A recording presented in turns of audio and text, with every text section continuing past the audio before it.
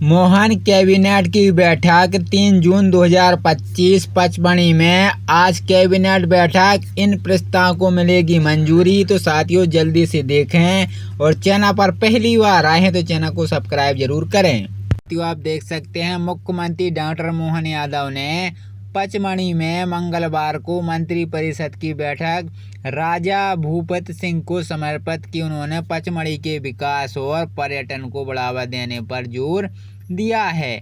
मुख्यमंत्री डॉक्टर मोहन यादव ने कहा है कि प्रधानमंत्री नरेंद्र मोदी के विरासत भी और विकास के संकल्प को पूरा करेंगे।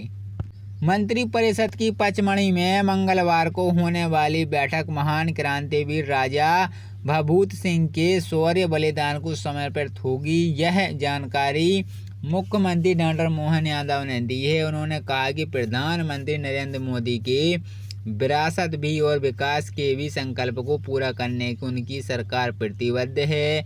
उन्होंने राजा भभूत सिंह को नर्मदा अंचल के शिवाजी बताकर उनको गौरवशाली इतिहास को सामने लाने की विशेष पहल पर जोर दिया है। मंत्रिपरिषद की बैठक में पचमढ़ी क्षेत्र के विकास के लिए विशेष मंथन किए जाएंगे।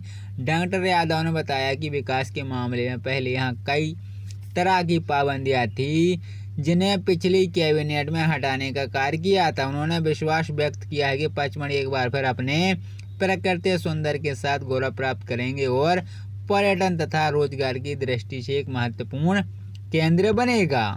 मुख्यमंत्री यादव ने बताया कि युवा देश सशक्त राज भूपत सिंह से स्वतंत्र संग्राम सेनानी दत्त टोपे के मुख्य सहयोगी के रूप में सतपुड़ा की गोद में 1857 की सशक्त क्रांति का सूत्रपात किया था। वे 1860 तक अंग्रेजों के छक्के चलाते रहे जिससे ब्रिटेन सेना से भारी नुकसान उठाना पड़ा। डॉक्टर यादव ने कहा कि राज्य सरकार पचमढ़ी में कैबिनेट कर महान स्वाधीनता सेनानी राजा भभूत सिंह के राष्ट्रीय हित में दिए गए बलिदान का पुण्य स्मरण उन्हें श्रद्धांजलि देने जा रही है।